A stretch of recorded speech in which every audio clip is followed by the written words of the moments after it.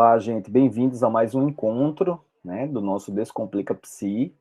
Dizer que é um prazer, né, um prazer estar com todo mundo aqui para, né, a gente ter mais uma conversa, ter mais um encontro, ter mais um momento que é mais um momento especial de tantos outros que a gente tem vivido aqui, né, discutindo temas que são tão preciosos para a saúde mental e que são tão importantes. Esses temas, eles são temas que a gente tem escolhido ao longo do tempo, são temas que são relevantes para o cuidado. Nós somos um grupo de profissionais da saúde, mas esses encontros eles têm ficado gravados no canal do YouTube e não há restrição para acesso a esses canais, ou seja, é um canal de informação, tá? E um canal de informação, eu gosto de dizer legítimo, né? Assim, legítimo e palpável de informações úteis, assim, e profundas, né, na contramão do que as mídias sociais acabam fazendo, que acabam trazendo informações muito rasas, muito pouco imprecisas, muito rasteiras e muito rápidas, né?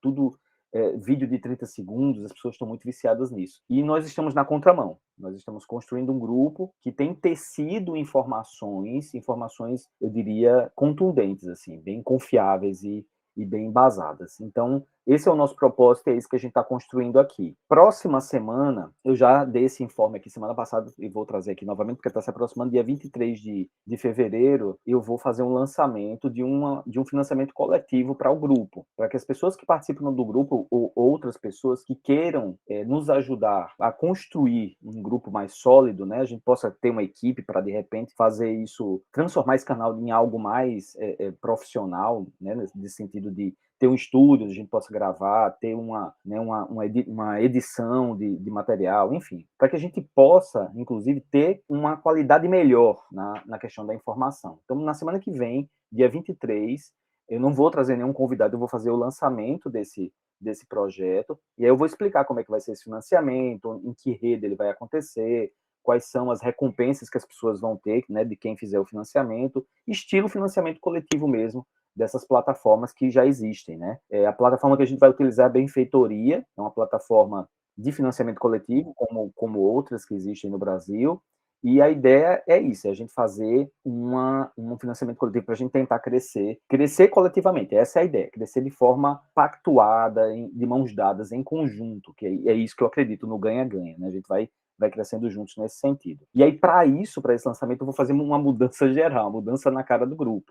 A gente vai mudar o nome do grupo, a gente vai mudar, enfim, vocês vão perceber que vai ser uma mudança grande, mas é essa a intenção mesmo, para mostrar que vai ser um novo momento, tá certo? Essa é a ideia. E hoje, especialmente, né, véspera de carnaval, ela mesma estava falando, Emily Mel vai trazer para a gente aqui uma temática super importante, que é a questão da saúde mental, né, da população LGBTQIA+, né, e que a gente precisa se apropriar, né, desse conhecimento, a gente precisa entender melhor como se configura, né, porque a gente sabe que todo ser humano é singular, né, todo ser humano é singular.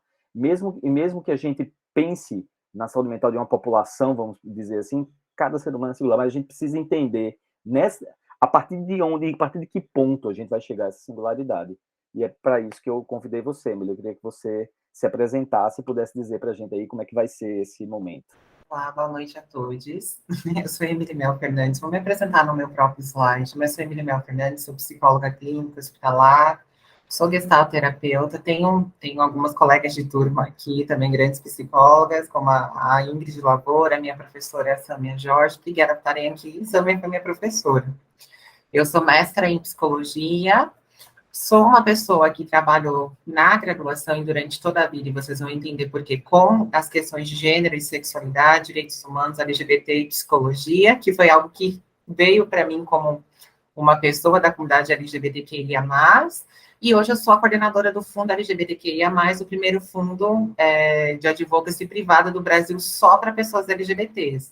E a nossa prioridade no Fundo LGBT é para pessoas travestis e intersexuais, porque são os movimentos hoje no Brasil que mais são invisibilizados. Porém, a gente trabalha também com todas as demandas do Brasil afora. Então, eu coordenei, ano passado, 21 projetos de diversas regiões do país, diversas cidades, e foi bem legal, com diversas intersecções.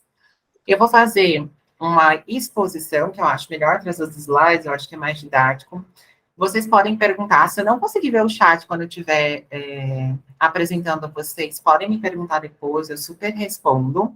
E vou trazendo alguns vídeos. O que eu quero aqui, gente, não é enfiar nada goela abaixo a ninguém.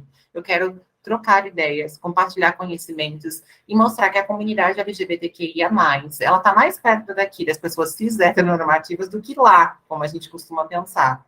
E, ao mesmo tempo, como o Adriano colocou, a gente tem demandas singulares que precisam ser percebidas, né, em vários espaços, saúde, educacional, enfim. Aqui eu vou trazer pensando a questão da psicologia, tá? Eu tenho um trabalho na psicologia consolidado nessa questão de saúde mental LGBT, no sentido de uma coisa que eu já venho trabalhando, e as próprias questões de direitos humanos, gênero, existencialismo e por aí vai. Mas para começar, eu vou passar um vídeo que ele vai meio que. Eu posso passar vídeo, nem perguntei se eu podia. Posso? Posso passar vídeo? Pode sim, fica à vontade. Eu vou passar vídeo, um vídeo que vai balizar o que a gente vai ver aqui. E se eu estiver falando muito rápido, vocês me avisem, porque às vezes, né, eu falo um pouquinho rápido demais, tá bom? Então, eu vou só mostrar o primeiro vídeo pra gente. Só para a gente pensar. Vocês vejam se vocês estão escutando bem.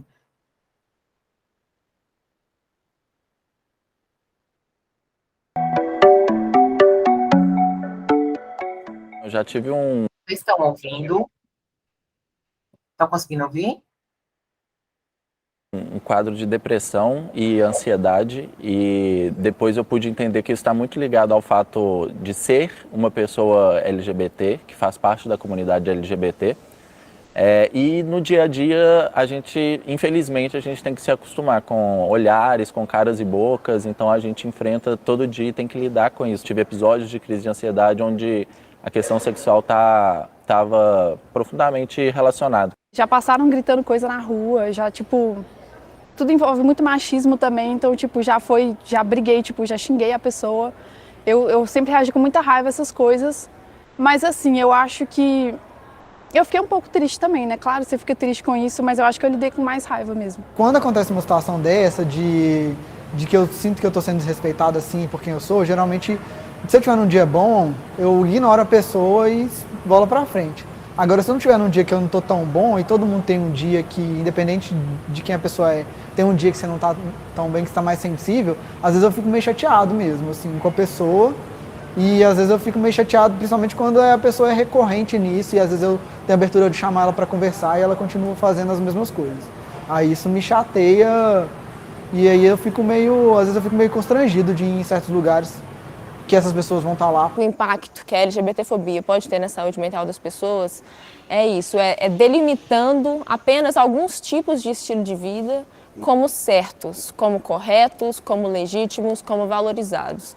Quando você não vê o seu estilo de vida reconhecido como legítimo, como válido, você não consegue ter sonhos, você não consegue se firmar como sujeito, né? Assim, fica muito difícil viver numa sociedade que não acredita que a sua existência é válida. Tá andando de mão dada na rua com alguém, ou tem caras e bocas, tem algumas pessoas que gritam, mas gritam e saem correndo, também não tem coragem de chegar e parar e dialogar com você sobre aquilo. E hoje eu consigo me dar bem com isso porque por esse desenvolvimento de entender quem eu sou, de entender que isso faz parte de quem eu sou e de eu conseguir me aceitar muito mais. Eu já sofri situações de desconforto, assim, que me deixaram meio chateados. A principal delas é pessoas que não me conhecem tão bem, se sentirem à vontade de fazer algumas perguntas que eles não fariam para outras pessoas.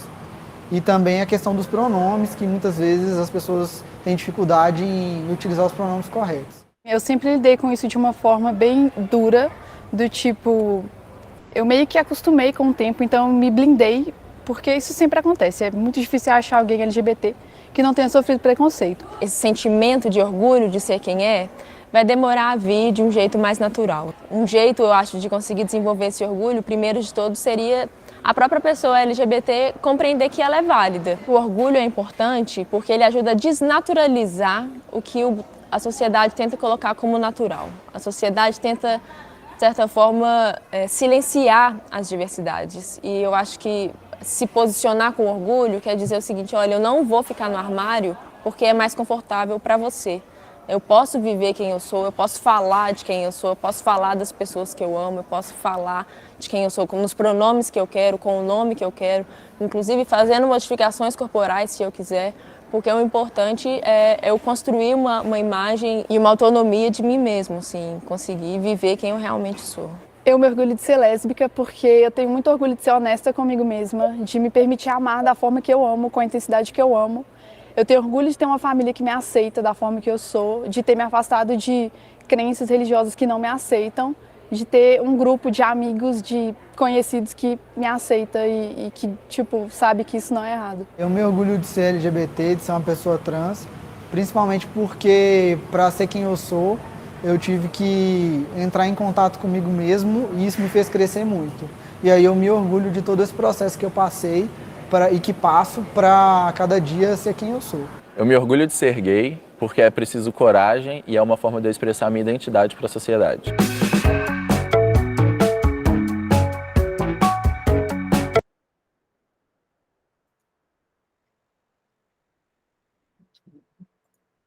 Pronto. Só voltando à minha fala. Vocês conseguem perceber alguma coisa nesses discursos?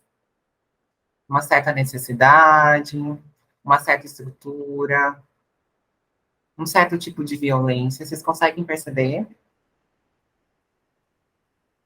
Então, a primeira coisa que a gente vai fazer, e eu vou mostrar isso ao longo dos meus slides, é que a gente vai parar de pensar que as pessoas, dentro dos contextos de saúde, educacionais, enfim, dentro de qualquer tipo de contexto, que elas são pessoas que elas não têm intersecções. Eu vou trazer muito esse conceito na minha fala, porque se a gente não pensar sobre o conceito de interseccionalidade, a gente nunca vai poder falar sobre saúde mental de forma plena, tá? E isso, quem começa a tecer esses conceitos não são os grupos hegemônicos, tá? Gente, quando eu falo grupo hegemônico, eu não estou aqui querendo dizer, como eu posso dizer, não estou aqui querendo confrontar ninguém, nem enfrentar ninguém. Mas é interessante que aqueles grupos que estão no poder, eles não conseguem pensar a partir das nossas perspectivas, porque justamente eles não têm um lugar de fala. Eu não vou ficar aqui defendendo o lugar de fala, porque lugar de fala pode ser aprisionamento de fala, a gente não pode ficar nesse aprisionamento, né? A gente atualiza esse conceito da Djamila, mas a gente também não pode ignorar as pessoas que sentem, sofrem e vivem na pele. As pessoas que vivem aquela realidade, elas têm muito a contribuir. Aí eu coloquei assim, pan e pós-pandemia, eu já tinha construído essa aula, né? Eu chamo de aula, esse diálogo, perdão, há um bom tempo, no sentido de que eu fui muito chamada na pandemia para falar sobre esse tema, mas o pós, nós LGBTQIA+, nós estamos vivendo agora o pós-pandemia. Gente, se antes estava muito difícil, no pós também está. Porque aquilo que já estava tão difícil se angariar como direito para a gente, como recurso, agora também ficou pior, porque a gente está sofrendo as consequências da pandemia. Então, eu queria que a gente fosse dialogando.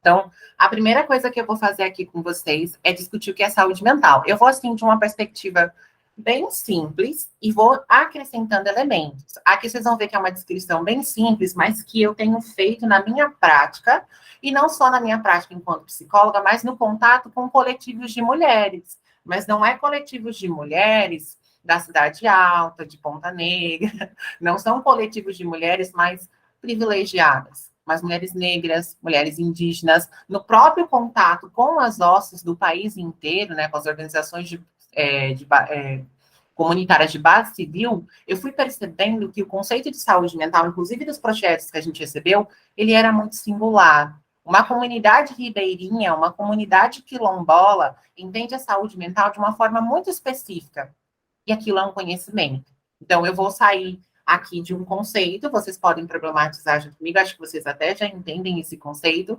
mas a partir desse conceito eu vou problematizando para algo maior. Então, quando a gente vai pensar o que é saúde mental, pensando lá aquela descrição do bem-estar biopsicossocial, mas pensando também numa perspectiva individual, a gente vai começa no individual indo para o coletivo, a gente vai entender que ter saúde mental é eu estar bem comigo e com os outros, ou seja, eu tenho boas relações interpessoais, eu me vejo de uma forma positiva, eu vou aceitar as exigências da vida, né? Então, eu vou entender que muitas vezes a vida vai ser desafiadora, que não vai ser fácil. Para alguns grupos vai ser muito maior, né?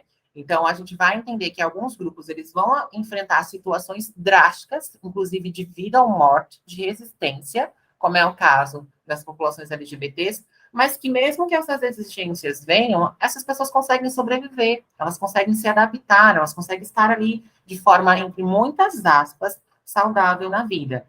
É saber lidar com emoções desagradáveis e boas. A gente vai entender que a vida não é um mar de rosas. E aqui eu combato muito a positividade tóxica. Não sei se vocês já viram esse conceito, mas a gente vê aqueles coaches mandando, por exemplo, falando para uma mãe da periferia, com 4 filhos, mãe solo, que não tem nem o ensino médio, dizendo que ela não consegue trabalhar, ela não consegue mudar a vida dela, ela não consegue ter um bom emprego porque ela não tentou, porque ela não está sendo positiva, porque ela não está co-criando a realidade. Então, isso é uma coisa que eu sempre barro, e quem me conhece, né, a Lavor e a Ingrid Lavor sabe das minhas palestras, dos cursos de formação, eu sempre digo aos psicólogos que eu ajudo a formar, no sentido de que eu estou levando ali uma aula também para a vida deles, né, que eu digo que é minha aula para a vida, eu sempre coloco que a gente tem que sair da positividade tóxica, porque isso é adoecedor para vários grupos, inclusive o LGBTQIA+. Porque, gente, na pandemia não teve positividade tóxica que impediu as travestis de irem se prostituir a R$ 30 lá na Roberto Freire, para pagar a cafetina e para poderem ter o que comer. Porque, né, enquanto todos os outros grupos conseguiram receber auxílio, as mulheres trans foram as pessoas trans foram as mais prejudicadas durante a pandemia, porque a gente não conseguia acessar o auxílio por causa da nossa demanda de identidade, né, nossa demanda de identidade de gênero. E aí dizer assim, que aquela travesti, ela tá indo lá porque ela não se esforça, ela tá indo se prostituir a um valor irrisório, a colocar a vida dela em risco, de pegar o Covid, inclusive, né? Porque ela não se esforça, porque ela não é positivo o suficiente, a gente vai parar de ter esses discursos, pelo menos não perto de mim, porque eles são extremamente violentos. Quando você vê uma mãe da periferia tentando alimentar os filhos, você não vai chegar para ela e dizer assim, olha, isso é uma demanda sua, se você realmente se esforçar, se você vai conseguir, né? Vai conseguir as coisas na vida. A gente sabe que não é só esforço, existem outros fatores sociais, outros degraus sociais que fazem com que as pessoas alcancem ou não determinadas posições. Mas, às vezes, assim, né, voltando para esse lugar do que eu estava falando, é a gente saber lidar com as boas e as emoções ruins. Uma hora a gente vai estar feliz, outra hora a gente vai estar triste, e tudo bem, essas emoções fazem parte da vida, né, na Gestalt tudo é cíclico, eu sou Gestalt terapeuta, então tudo é cíclico, a gente se fica numa polaridade só, a gente está adoecido, né, para a Gestalt, vida, saúde, é o fluir das polaridades, é a integração, então isso é vida. E essa pessoa, ela reconhece os limites dela e ela busca ajuda quando necessário. Então, ela olha e fala, eu não consigo ser tudo para todo mundo, e tudo bem, não é um problema, e eu não consigo dar conta de tudo. E quando ela vê que ela não está bem, né, a gente, às vezes, a gente esquece que um sinal, assim, positivo, um sinal bom de saúde mental é que a gente tem a capacidade de pedir ajuda. A gente consegue reconhecer que não está bem e que vai demandar uma ajuda tanto profissional quanto uma ajuda de uma outra pessoa. O que a gente tem que entender é que todas as pessoas podem apresentar algum sinal de sofrimento psíquico durante alguma fase da vida, tá? Ninguém está isento, todo mundo pode sofrer, mas a gente percebe, por exemplo, que algumas populações, elas tendem a ter mais alguns tipos de transtorno, alguns tipos de comorbidades do que outras. Eu estava até estudando sobre a população carcerária LGBTQIA+, tenho feito estudos sobre isso, e a gente percebe que entre as mulheres trans e as pessoas trans encarceradas, travestis, transexuais e homens trans, a prevalência de transtorno depois que eles entram dentro do sistema prisional é muito maior. Aí eu vou dar só uma palhinha para você saber. Sabe o que acontece quando uma mulher trans, quando não tinha ala LGBTQIA+, essas mulheres trans, elas eram estupradas no mínimo 20 vezes por dia. Elas ficavam numa cela com muitos homens, elas com aparência feminina, né? Primeiro cortava-se o cabelo, quebra-se as unhas, coloca ela com seios, né, com aparência toda feminina, dentro de uma ala com homens, por causa do genital dela, e ela era estuprada. Como que ela não ia desenvolver alguma questão de saúde mental?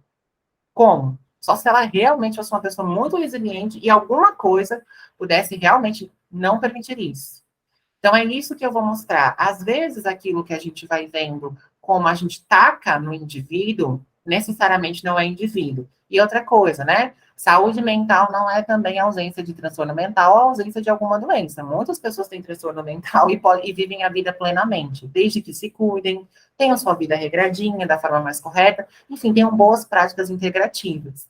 E esse conceito de saúde mental, ele tem que incluir raça, gênero, sexualidade, idade, região geográfica. Tudo isso influi na saúde mental das pessoas. Tá? Então, é isso que eu vou construindo com vocês ao longo do tempo. E aí, quando a gente vê a pessoa LGBTQIA+, a gente tem uma tendência, como bem colocou o Adriano, a uniformizar. A gente começa a aprender nos nossos cursos de que as pessoas são todas iguais. E isso é um discurso extremamente violento. Ora, se eu fosse igual aos meus colegas de turma, por que no terceiro ano de curso a minha mãe pegou uma raquete de tênis e quebrou todos os meus dedos, abrindo o meu punho e me botando para fora de casa, onde eu cheguei na sala de aula com os dedos quebrados, sangrando, dizendo assim, professora, minha mãe me botou para fora de casa porque eu sou trans. Ué, se eu fosse igual às minhas outras colegas, nenhuma das minhas amigas apanharam por ser uma mulher cis, por ser uma mulher heterossexual. Elas não apanharam por isso, elas não foram expulsas de casa por isso. Mas eu, Emily Mel, quando chego para minha mãe e falo, mãe, aos 22 anos, eu não sou um rapaz, eu sou uma mulher, e eu quero viver assim, a minha mãe me espanca ao ponto de eu ser posta para fora de casa. Então, quando a gente vai pensar as pessoas que chegam até nós, e eu falo sempre aos psicólogos, né? Eu sempre também falo muito com o pessoal da educação, sou muito convidada para sentar com professores, enfim, gestores.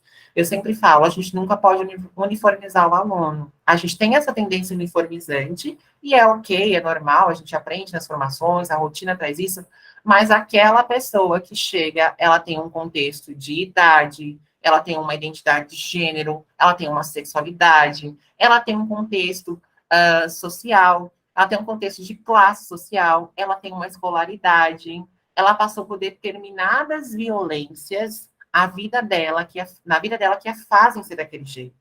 Então, a primeira coisa que eu quero que a gente desconstrua aqui é essa ideia de um paciente universal, de que é só ter uma receitinha de bolo, no sentido assim de, eu vou atender essa pessoa porque é uma pessoa.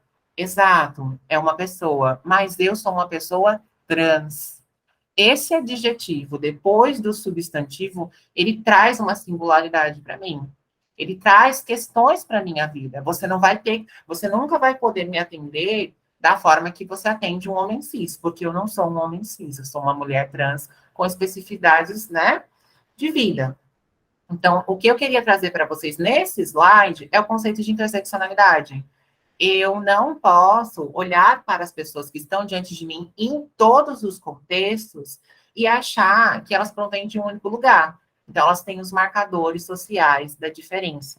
Gente, não tem como a gente pensar a saúde mental. Por que eu falo isso? Porque eu vou mostrar com alguns dados que, por exemplo, a população trans, ela morre aos 35 anos. Essa é a nossa expectativa no Brasil. Na América Latina é 30 anos. Eu tenho 32. Então, todos os dias, não todos os dias, mas sempre me passa na minha vida, quando eu vou fazendo um ano, quando está próximo do meu aniversário, será que eu vou ser assassinada? Será que eu vou morrer antes de completar os 35? Por que será que a minha amiga Ingrid Labor não precisa ter esse pensamento de que vai ser assassinada aos 35 anos? Mas eu tenho que lidar com isso. O fato de eu ser expulsa de um banheiro, ou as pessoas ficarem me olhando, isso me gera estresse. Então, aquela pessoa que chega para mim, ela não é igual às outras, porque se um paciente seu tem uma dificuldade para usar um banheiro para fazer uma necessidade básica, que hoje é uma coisa que acontece muito com as pessoas trans, a vida dele já não é mais tão fácil, porque, gente, fazer xixi no banheiro é muito comum para todo mundo, mas para uma pessoa trans é um terror. E aí, eu estou pensando saúde mental como condições de vida. Não dá para a gente ter saúde mental se a gente não consegue comer, não dá para ter saúde mental se a gente não consegue dormir, não dá para ter saúde mental se a gente não tem um emprego, se a gente não sabe como é que, a gente não tem a certeza de como vai ser, a gente não tem a segurança de como vai ser meu dia amanhã. Claro, a gente nunca tem a certeza de como vai ser o dia amanhã, mas, por exemplo, a maioria das pessoas aqui, e hoje eu posso dizer isso, mas um tempo da minha vida formada eu não podia dizer isso, hoje eu posso. Amanhã eu sei o que eu vou comer, amanhã eu sei onde eu vou estar, amanhã eu sei o que eu tenho que fazer, amanhã eu sei onde eu vou morar. Mas quando você não tem nada disso, e quando você é expulso de casa, expulsa de casa, raquetadas, a sua saúde mental declina. Então, o que eu estou fazendo aqui, acho que vocês podem até não concordar, tá, com a minha explanação, eu super sou aberta, mas eu estou tentando incrementar aqueles conhecimentos que a gente escuta na faculdade homogeneizante. Então, a gente está lá, aí chega uma mulher negra que fala assim, olha, doutora Helena, você é muito bom, você é incrível, mas eu não queria ser atendida por você, eu queria ser atendida por uma médica negra. E aí você olha para ela e fala assim, ah, mas isso é uma demanda sua. Isso é uma demanda dela ou é a sociedade que a violentou tanto que mesmo ela tendo um médico de qualidade na frente dela, ela quer se encontrar numa pessoa par? É isso que eu vou tentar, nesse diálogo, fazer com que a gente pense. Será que a culpa é mesmo da pessoa? Será que aquele medo é só do indivíduo? Será que aquela construção de temer uma outra pessoa que seja diferente, que não é um espelho seu, será que isso realmente parte desse indivíduo ou somos nós que violentamos as pessoas que são dissidentes, né, da norma hegemônica, ao ponto de elas falarem assim, eu preciso me ver no outro? E aí eu sempre falo, né, quando eu ouço essa frase, eu falo, e qual o problema dela querer uma terapeuta negra, uma médica negra? Eu também gosto de ter eu queria ter uma psicóloga trans, hoje eu não tenho, mas eu queria ter. Qual o problema de eu me ver reconhecida no outro? Porque o que eu mais escuto dos meus pacientes LGBTs, que ia mais é muito obrigada, aqui eu sei que eu não vou ser violentada. E, gente, são poucos psicólogos, pessoas LGBTs que vieram para mim, de outros psicólogos que não falaram assim, eu não sofri nenhum tipo de violência. A maioria começa a contar certo tipo de violência, que eu acho que o psicólogo nem fez por maldade, nem não foi intencional, foi só porque ele não entendeu que a prática homogeneizante de dizer assim, somos todos iguais, ela não funciona. Não dá. A gente vai ter que sim fazer essa lente da interseccionalidade, tá? Então, eu sou psicóloga e mestra pela UFRN, fui a primeira mulher transformada pelo curso de psicologia, a primeira do mestrado, e eu me tornei militante pelos direitos das pessoas trans assim que eu me assumi trans, porque quando a minha mãe me bateu e botou para fora, eu não tive mais escolha. Ou eu militava pela minha vida, como eu milito até hoje, ou eu simplesmente sucumbia. E isso é uma frase da Leilani, né, da professora Leilani. Quando você é trans, ou você, a militância ela é um imperativo ético sobre nossas vidas. Ou a gente luta, ou a gente morre. E mesmo lutando, a gente morre. Tá? Então, esse conceito de interseccionalidade é uma peça-chave para a gente fazer esse diálogo hoje. E aí, eu vou trazer, aí como eu falei para vocês, eu vou incrementando. Uma vez eu estava numa aula de uma pós da Universidade Federal do Ceará, e ela falou uma frase que me deixou um pouco incomodada, porque ela estava falando, a professora não falou por maldade, ela só falou na pressa, assim, né, muita coisa acontecendo, ela respondendo muita gente, e ela falou assim, ser uma pessoa trans é um fator indicativo para suicídio. E isso é uma falácia. A história não é bem assim, né? Por que será que a gente tem um alto índice de pessoas negras também que se suicidam? Será que realmente é só porque a pessoa quer se suicidar? Ela realmente quer buscar aquela prática? Ou a violência estrutural do racismo é tão debilitante no sentido de tirar todas as forças dessa pessoa que ela decide por não mais viver, né? E nem sei se é uma escolha, né? Ela é empurrada para aquele lugar. Então, quando a gente vai pensar esse paciente LGBT, eu não sei se vocês já tiveram essa experiência, não sei se a Lavori está aqui, que eu não estou vendo a telinha, mas se a Lavori tiver, ela vai lembrar. Às vezes a gente acha que pessoas trans, elas são totalmente... Eu tenho um texto, inclusive, escrito sobre isso. E pessoas trans, elas são extremamente barraqueiras, extremamente irritadiças, extremamente grossas. Mas imagine você querer fazer um xixi num banheiro e a pessoa lhe impedir você fazer xixi nas suas próprias vestimentas. Esses relatos são extremamente comuns entre a comunidade trans. Passar 14 horas sem ir no banheiro, porque não pode ir no banheiro, porque no trabalho aquele banheiro é só para mulher normal, é o que se fala, ou para mulher nascida mulher. Você ouve vários insultos durante todo o dia, você é xingada, você é apedrejada, tem pessoas que são empaladas, pessoas trans, né? No Brasil morrem de forma muito cruel. E aí as pessoas, elas começam a falar assim, olha que trans barraqueira, olha que insuportável, olha como ela é briguenta. mas ninguém pergunta para ela o que é que aconteceu nesse caminho até o serviço de saúde para ela estar com medo de quem quer ajudar, né? Então, o que é que acontece nesse caminho das vidas LGBTQIA+, que eu esqueci de falar, né, gente? Eu sou uma pessoa trans, eu me digo travesti por uma questão da força da palavra, mas eu também, além de ser trans, a transexualidade nunca me definiu somente como pessoa, eu sou várias outras coisas. Eu sou tia, eu sou irmã, eu sou filha, eu sou mãe de 2 coelhos, eu jogo LOL, faço origamis, gosto de sorvete de caramelo, adoro também sorvete de flocos, enfim, né? Também sou uma pessoa, esqueci de colocar isso. Mas, voltando, o que é que acontece nesse caminho? Quando esses pacientes chegam para a gente, essas pessoas chegam para a gente em vários espaços, a gente tende a taxar, né? Ó que trans chata, ó que gay, eu vou falar gay porque você sabe que a palavra que usa não é essa. Olha que gay chato, olha que lésbica, e não se usa também a palavra lésbica. Eu vou mostrar um vídeo que os nossos discursos, eles também se materializam em práticas, em violências, né? Olha que lésbica chata, que lésbica confrontadora, mas a gente não se pergunta o que é que faz com que uma pessoa LGBT tenha que se confrontar o tempo inteiro as outras pessoas, tem que lutar o tempo inteiro para ser respeitada. Então, a gente tem o que os estudos mostram, inclusive eu trouxe isso na minha dissertação de mestrado, que há um bullying LGBTI-fóbico desde a infância, tá? Então, desde que a gente entra lá na sala de aula na infância, a gente vai sendo violentado, ouvindo vários tipos de violência. Eu não conheço nenhum LGBTQIA+, que foi visibilizado como LGBTQIA+, que não tenha ouvido nenhuma ofensa LGBTQI-fóbica na infância ou na adolescência. Eu desconheço. Não sei se vocês conhecem alguém que tenha passado por uma experiência de escolarização sendo LGBT sem nenhum tipo de violência, ao menos verbal. Então, a gente escuta várias coisas, inclusive relatos de estupros. Eu quase fui estuprada na minha infância. E quando eu coloco isso aqui para vocês, não é para me fazer de coitadinha, não, porque na minha dissertação eu tenho um conceito que é de inventividade. Tudo isso que me aconteceu, eu transformei em força para lutar por políticas públicas e me juntei a coletivos para mobilizar a sociedade. Mas eu coloco porque a experiência é real. Vocês não estão lendo isso aqui numa notícia, vocês não estão lendo num livro. É uma mulher trans que quase foi estuprada aos 11 anos na escola pelos colegas de classe. E só não foi estuprada por 5 meninos, porque chegou a merendeira que gostava muito de mim, me ouviu gritando e me tirou. E quando eu cheguei na classe, sabe o que eu escutei da professora quando eu fui contar? A professora olhou para mim e fez: quem mandou você ser assim?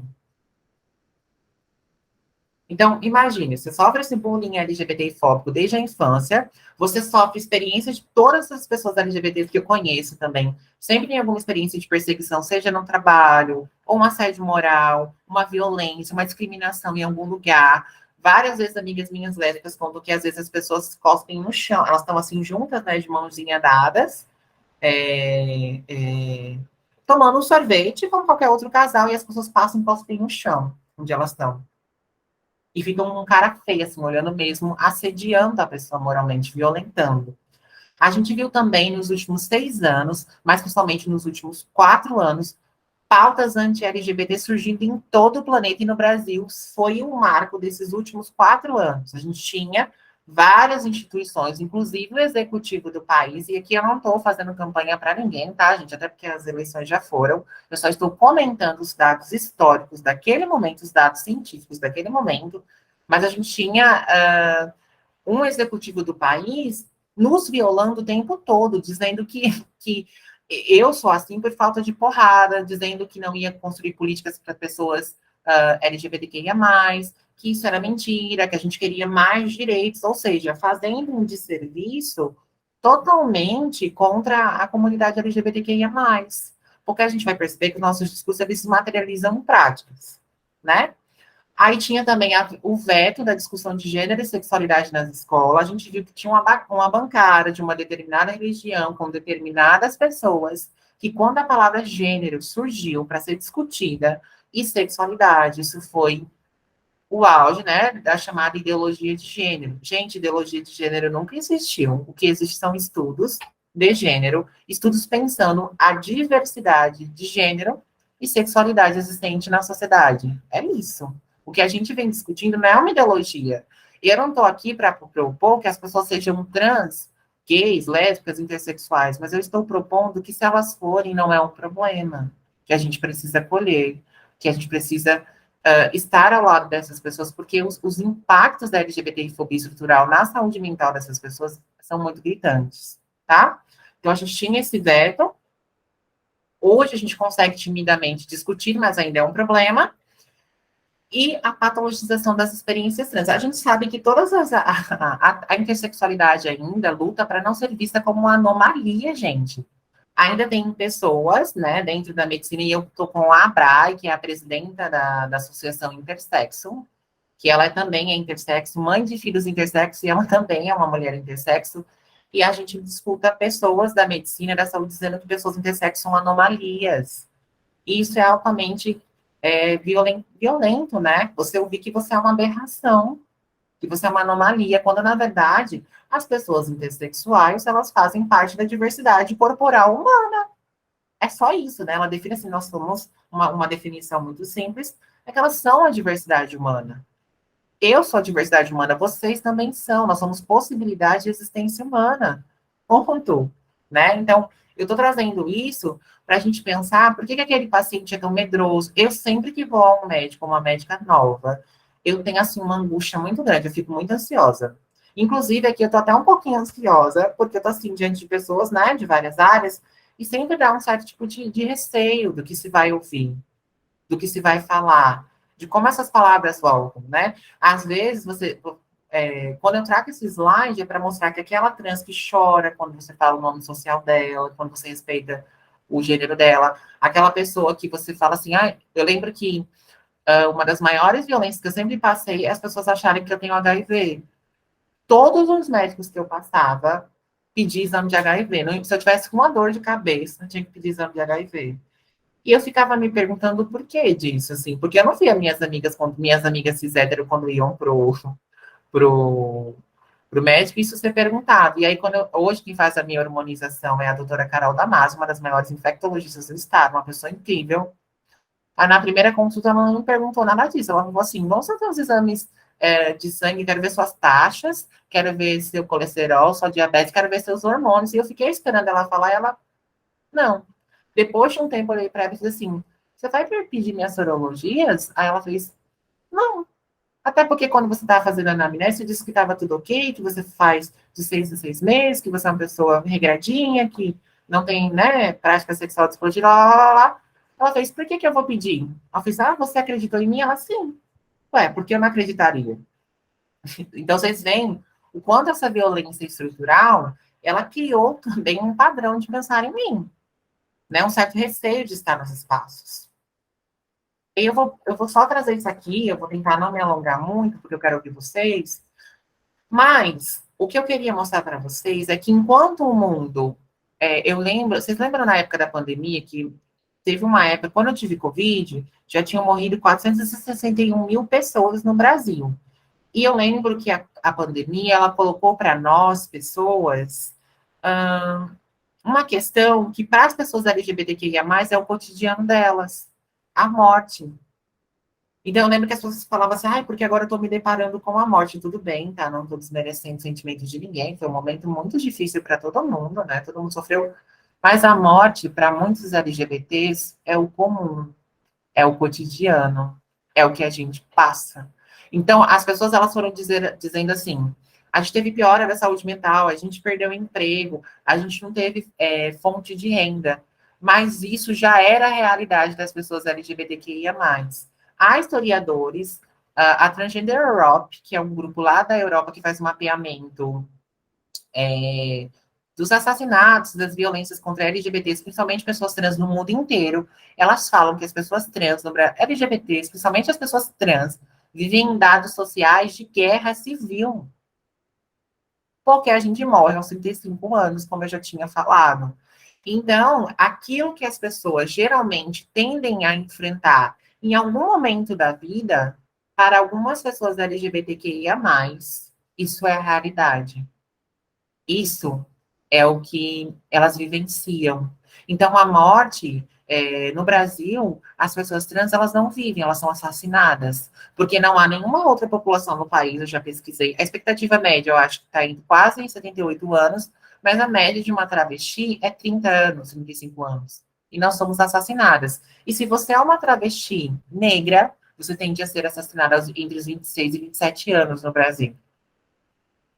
Então, você imagina, se a nossa expectativa de vida é reduzida, se a gente não tem um contexto social produtor, como é que a gente pode pensar em saúde mental?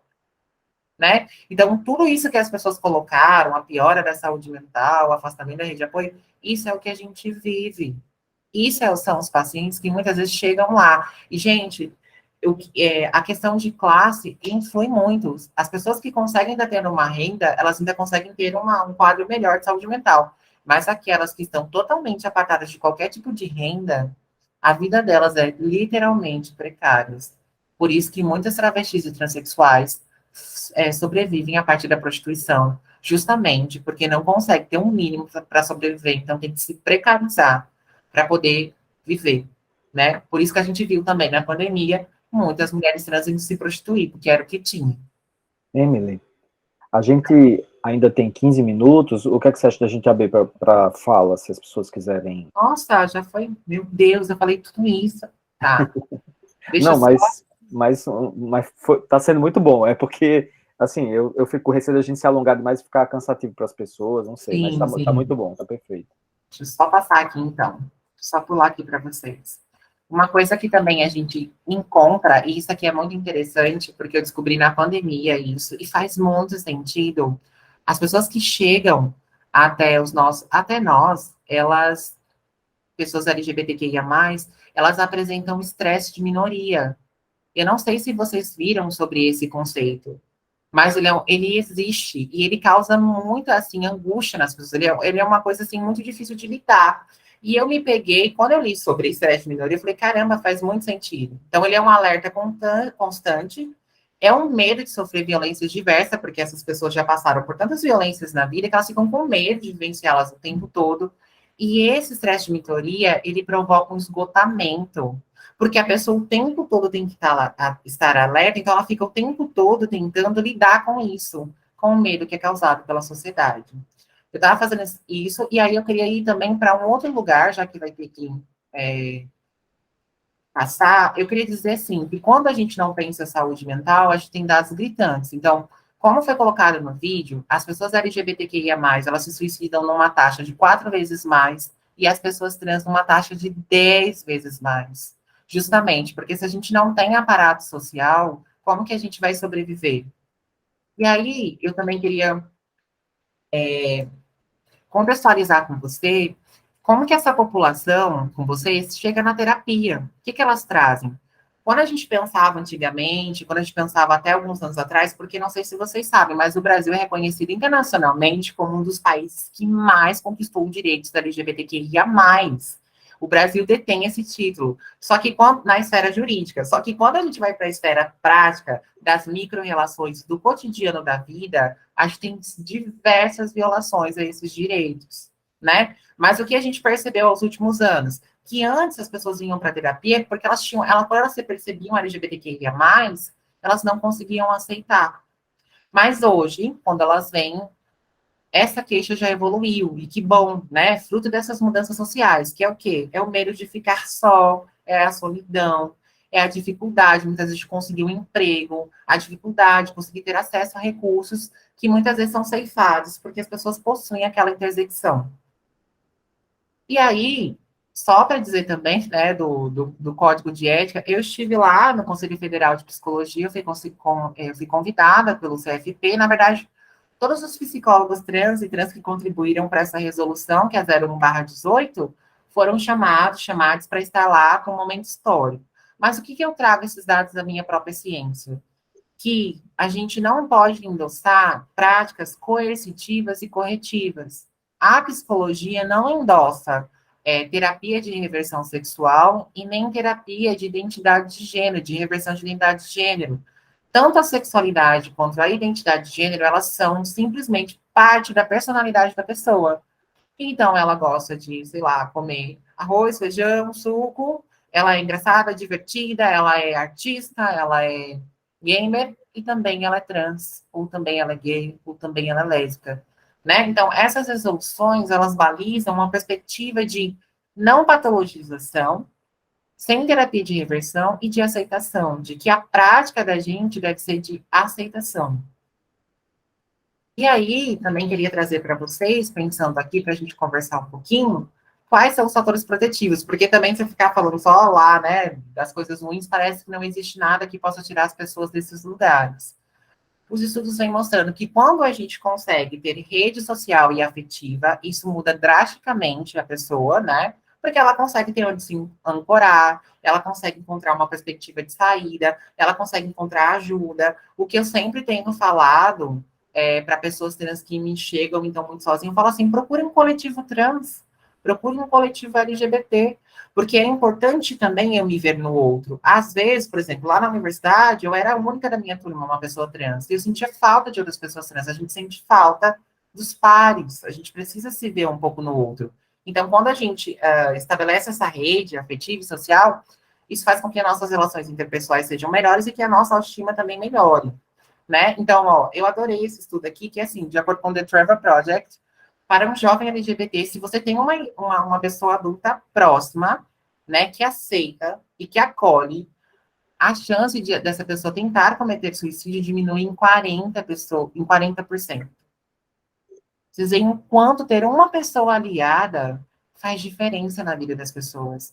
E a qualidade da relação familiar, né? A gente sabe que é o nosso seio, né? O seio familiar é um lugar assim, é o primeiro, geralmente costuma ser o nosso primeiro lugar de interação, né? E que quando essa família nos rejeita, como foi o meu caso, isso tem efeitos danosos, né? Porque a gente fica realmente sem ter para onde ir.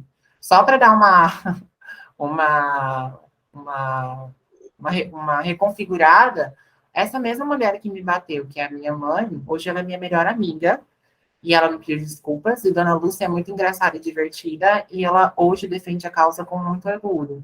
Mas a minha mãe, ela era uma pessoa que ela não tinha estudo, que ela veio de um contexto de ditadura, e que ela veio de um contexto de machismo e tem 70 anos. A minha mãe é uma idosinha. Então, para ela era muito mais difícil. Mas, com toda a minha questão, toda a minha transição, ela pôde entender. E ter o apoio familiar dela melhorou muito, né? Ter apoio familiar, além de você se sentir protegido, ter um lar, as pessoas LGBTs falam muito isso, ai, sofri aquela violência, mas a minha mãe me acolheu, aqui meu pai, aquilo me deu gás, né?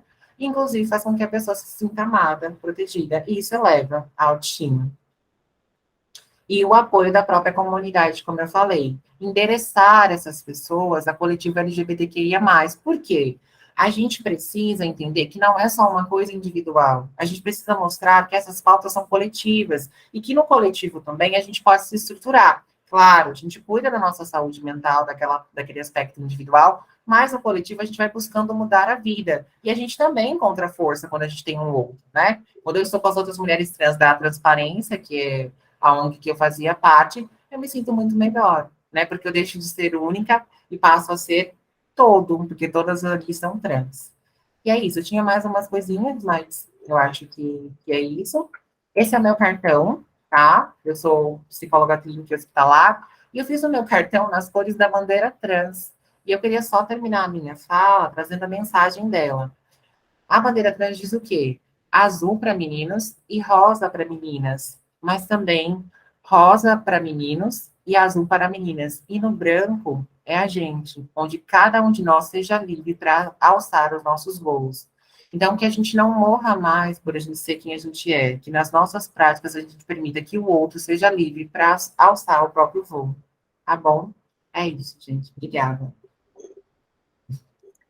Ah, Emily, eu que agradeço, viu? Eu que Perdão agradeço. por ter me estendido Não, tanto, tá? não, eu que peço desculpas, assim, porque merecia 3 horas, 4 horas, enfim, é uma fala tão potente e tão importante, sabe, assim, e me fez, assim, tantas reflexões que eu só posso lhe pedir desculpas por ter tão pouco tempo para ir, né, para a gente poder conversar. Mas, enfim, eu queria abrir para as pessoas que estão aqui. Alguma pergunta? Tem uma pergunta aqui no chat da Laura. Laura pediu para você que você explicasse o conceito de interseccionalidade.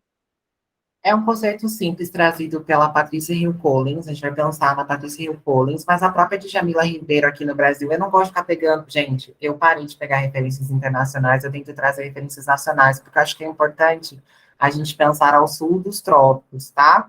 E a Djamila Ribeiro traz isso, são os marcadores sociais da diferença, são aquelas marcadores que vão impactando a sua vida e que fazem a sua vida ser diferente das pessoas que não têm aquele marcador. Eu não gosto de falar de marcadores de privilégio, mas é assim que a gente fala. Por exemplo, aí eu vou usar a minha amiga que está aqui, que é a Lavore. Por que será que quando eu estou com a Lavore não tem medo, por exemplo, de entrar num banheiro feminino? Mas ela, às vezes, eu olho para ela e falo, amiga, peraí, eu preciso parar, às vezes, um pouquinho, porque eu tenho medo de ser tirada de um banheiro feminino. Então, esse marcador da diferença de ser trans, a minha interseccionalidade de ser trans, faz com que eu tenha que me pensar 2 vezes antes de entrar no banheiro. Então, a definição mais simples são esses marcadores sociais da diferença, né? O que faz com que a minha experiência não seja igual à do outro. Por que será que pessoas negras têm que lidar com o racismo e pessoas brancas não? Eu sei que isso é uma pergunta boba, perdão, tá, gente, por falar isso. Mas porque elas são pessoas negras. O racismo, né? Aqui no Brasil, contra as pessoas negras é muito forte, é impactante. Por que será que elas vão enfrentar mais violência estrutural para conseguir um emprego, por exemplo, ou adentrar uma universidade, do que pessoas brancas? Por causa desse marcador social da diferença que é a negritude. Laura levantou a mão. Oi, Emily, boa noite. Em algum momento na sua fala, como estava no slide, você falou que, assim, né, é muito falado, mas para muitas pessoas ainda tem, assim, a dúvida de como se direcionar, né, essas pessoas, que aí você deu o exemplo, né, de gay e lésbico, aí você disse que não era assim que falava, aí você pode falar como é o certo, né, assim, de se chamar, como se refere às pessoas. Não, na verdade, ali, mas eu entendi a sua pergunta, eu vou te dizer. Mas Tá. ali eu estava falando porque quando a gente vai falar mal de um LGBT, a gente a gente faz de uma forma pejorativa, porque a gente desqualifica, a gente desumaniza e a gente coloca aquela pessoa numa subhumanidade. Aí, às vezes, você vai xingar uma pessoa LGBT, você não fala assim, você não fala assim, aquela lésbica, existe uma palavra grosseira, né? Quando é um gay. Ah, não é gay que a pessoa fala. Quando é uma pessoa trans, aí eu vou falar da minha intersecção, né? Porque aí eu posso, porque tem um lugar de fala, mas às vezes eu já ouvi pessoas falando assim, olha, eu estava em algumas falas acadêmicas, que eu sou uma pessoa que discute teoria feminista também a partir do transfeminismo, pensando a humanidade de corpos não hegemônicos, não cis. E aí eu lembro da menina, assim, quando ela saiu da mesa, ela falou assim, esse traveco, achando que a mulher pode discutir alguma coisa. Você tem uma ideia, eu dentro da Universidade Federal do Rio Grande do Norte. Então, para você ver, ela não consegue nem me colocar como mulher igual a ela, para falar assim, essa mulher tá achando que ela é quem para discutir isso, né? Mas, ó, quando a gente encontra uma pessoa e a gente não sabe qual pronome usar, e a gente está em dúvida, a gente tem que ser natural. Quando eu não conheço muito uma pessoa, eu não sei o nome dela, o que é que eu faço? Chego assim e falo, Adriano, chego, verdadeiro moço, né? Doutor, qual o seu nome? Aí ele vai me responder, Adriano. Mas se você não conseguir identificar pelo nome, qual é o gênero? Porque geralmente Adriano é um nome masculino, tem uma perspectiva de gênero masculina, a gente vai tentar pensar que é um homem.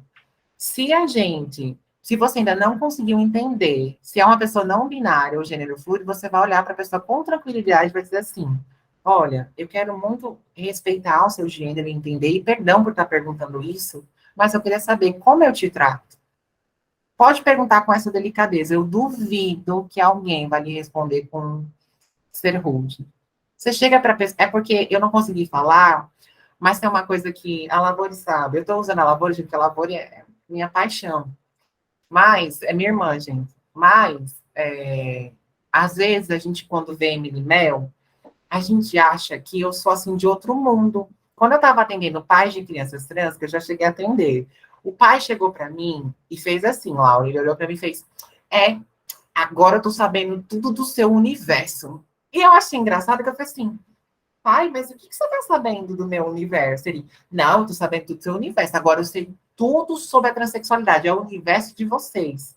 E aí eu olho para esse pai, eu já respondo, aí eu olho para esse pai e falo assim, pai, mas qual universo? Eu vivo o mesmo universo que o seu.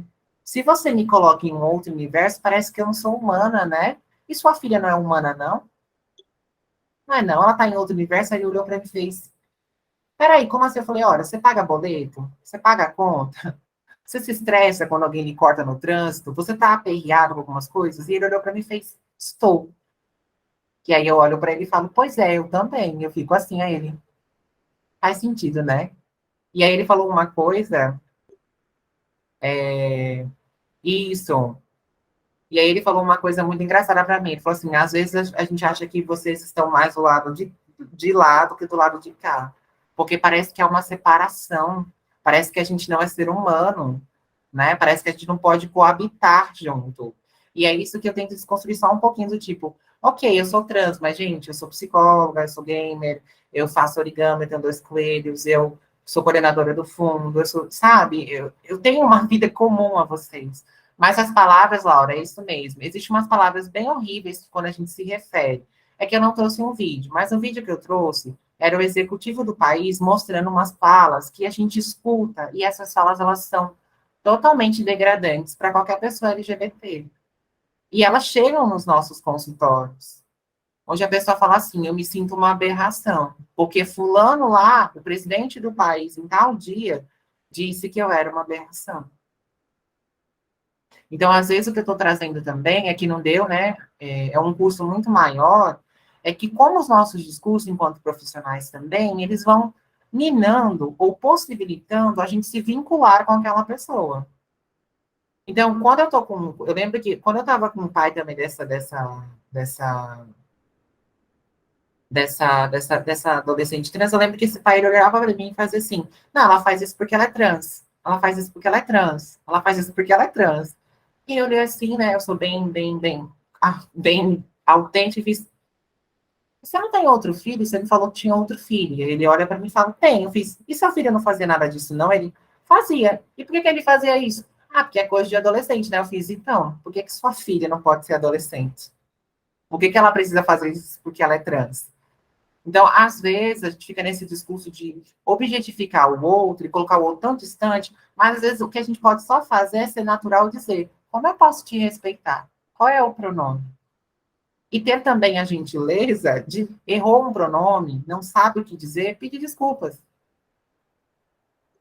Para a gente, sabe, porque eu entendo também, eu tenho construído isso em outros lugares com pessoas trans. Gente, é o que eu estava falando da epistemologia do barraco. Às vezes, vocês vão ter que ter paciência também com nós, pessoas trans, porque nós somos muito fortes, nós somos confrontadores, mas isso eu estava conversando com outra amiga, que é a Sofia Fávero, que é referência em crianças trans, ela é uma referência incrível, citada em todos os lugares. E aí a gente tem que entender, assim, que às vezes nós chegamos adoecidas por uma sociedade que nos violenta. E muitas vezes é muito mais fácil me taxar como violenta do que olhar para mim e perceber assim, eu também causei isso, eu também faço parte disso quando eu não reconheço o direito de uma pessoa trans de existir. Né? Porque eu já ouvi muito isso de outros profissionais em vários outros espaços. Ah, você é muito calma, eu realmente sou muito calma e tranquila, eu sou bem tranquila. Ah, você é muito calma, você não briga, você não confronta. E eu penso, porque eu tive uma outra história, uma outra narrativa de vida, eu não precisei me prostituir para sobreviver. Eu não precisei ficar numa chuva, com fome, frio, numa pandemia para sobreviver. Enfim, tô só visualizando aí. Alguém gostaria de fazer alguma outra pergunta?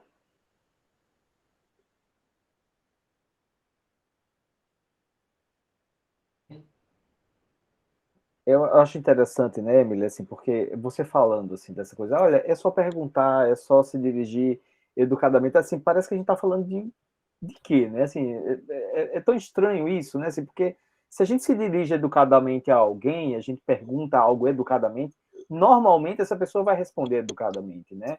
Normalmente ela vai se dirigir de forma cortês, ela vai interagir, né? Assim, mas as pessoas elas têm esse pudor, é como se estivesse lidando com algo que não é humano, assim, não, essa pessoa ela é tão diferente que ela não vai interagir comigo como uma outra pessoa interagiria, assim, parece que tem essa fantasia, né?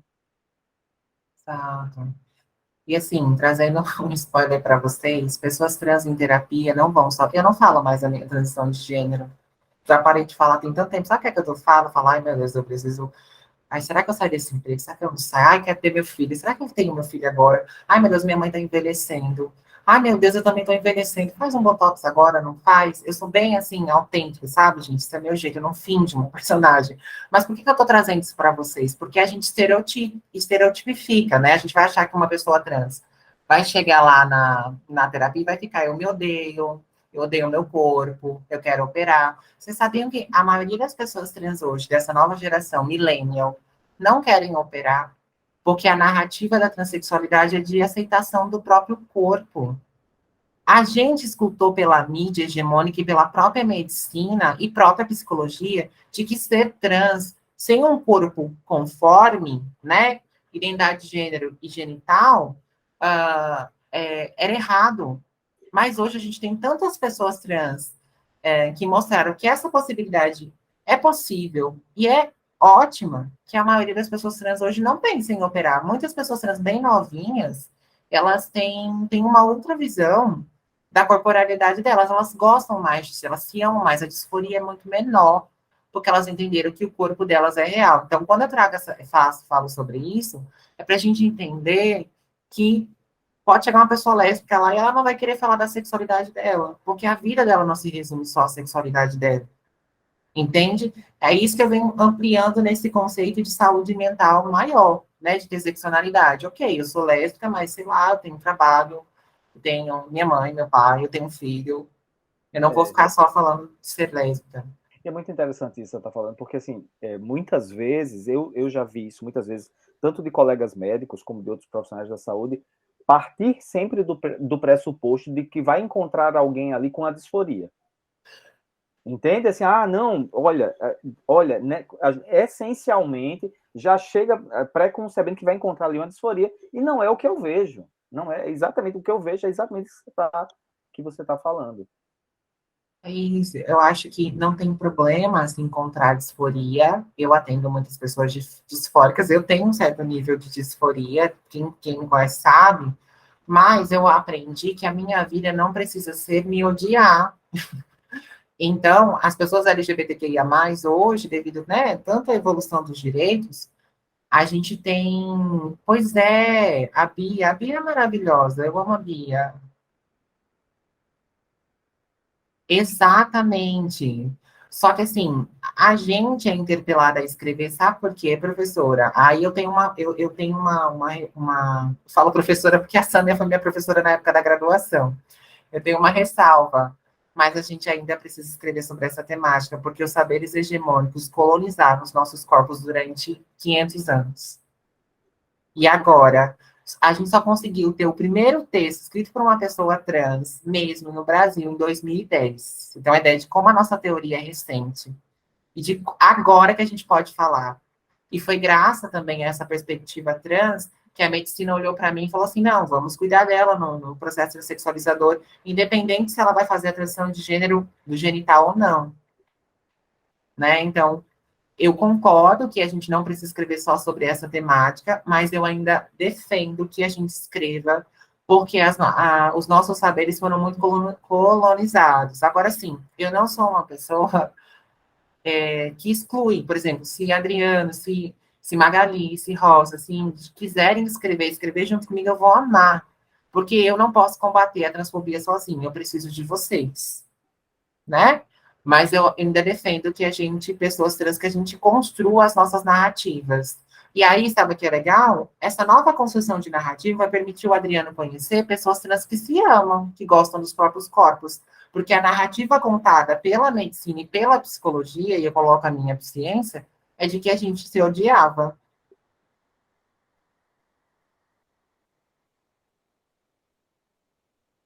Isso.